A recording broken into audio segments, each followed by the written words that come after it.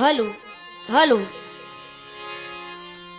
बहुत बढ़िया विराज सुने के मिला वाह रसीला जी से। वाह वाह रसीला चारों कैसे चुआता है। वाह तोहार रसीला धुन तरज वाह बिरहा भी बड़ा सुंदर सुने के मिला। वाह लगा तो चला था। ठीक ठाक वाह अंदर का मशीन हाँ हाँ ठीक ठाक बेलना टूट टाट। तमाम गीत सुने के मिला वाह और बड़ी ही खुशी की बात है वाह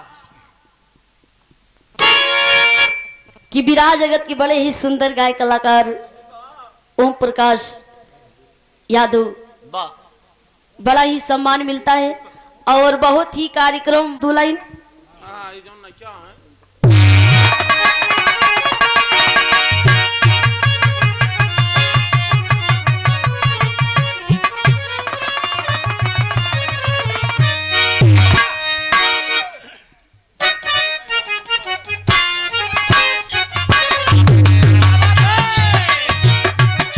क्या बात है।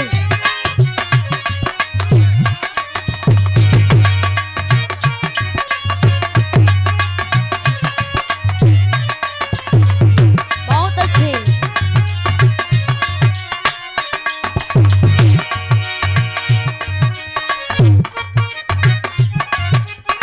क्या बात है।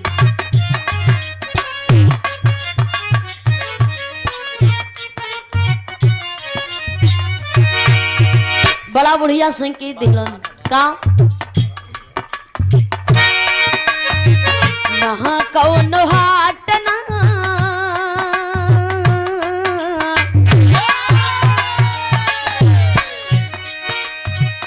नहा कौनो हाट ना बजरिया में होला नहा कौनो हाट ना बजरिया में होला उमरिया के दोग है नजरिया से होला।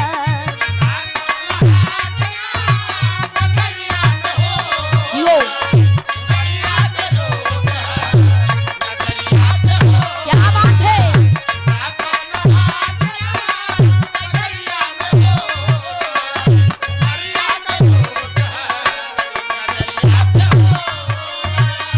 मोहब्बत बरसा देना तू सावन आया है।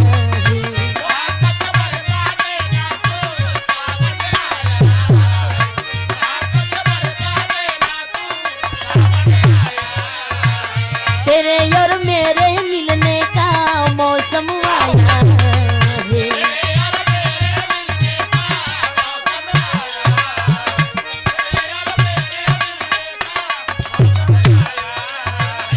मिले हो तुम हमको बड़े नसीबों से चुराया है मैंने किस्मत की लकीरों से। जियो